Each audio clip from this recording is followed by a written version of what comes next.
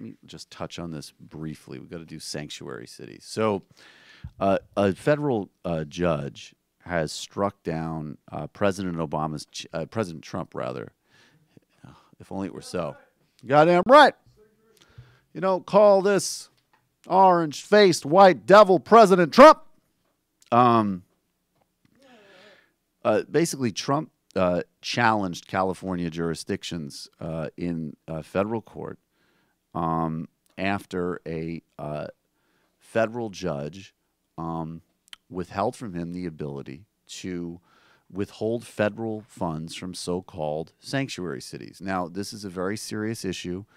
This has major implications, obviously, for human rights, for the Trump-Sessions war on immigrant populations. And as we've heard from Ronald Reagan, and I would check out his podcast, this, in the last couple of weeks, the war on undocumented people has accelerated to a new level. Some of the things that were happening the first couple of weeks that were terrible were things that might have also happened under Obama, because obviously Obama also had a far from perfect record, to say the least, on these issues.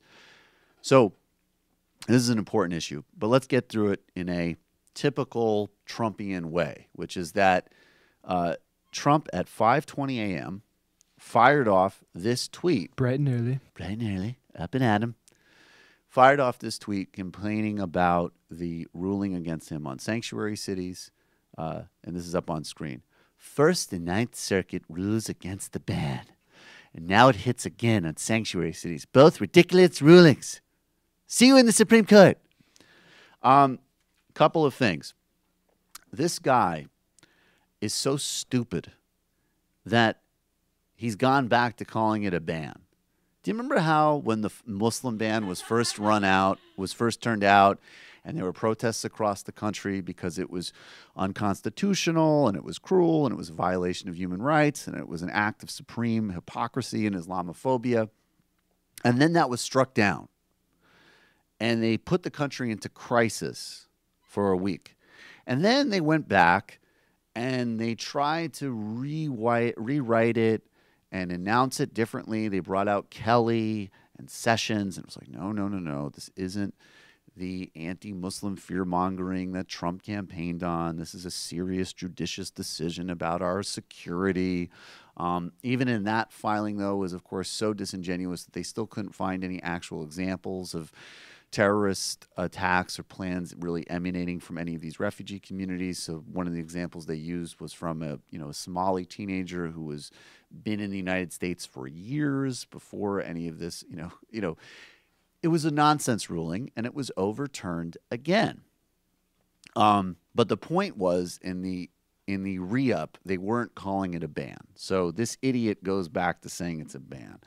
Then his second mistake was Judge William Orrick, who handed down, now I'm quoting from Politico, Judge William Orrick, who handed down Wednesday's injunction, is a U.S. court judge based in San Francisco and does not sit on the 9th District, although that is the next court that would hear the case should Trump administration appeal the decision. So Trump can be legitimately freaked out by the 9th when they appeal it and they rule against him as well. Close enough. Some observers consider all federal courts in the state the Ninth Circuit Court of Appeals has judiciary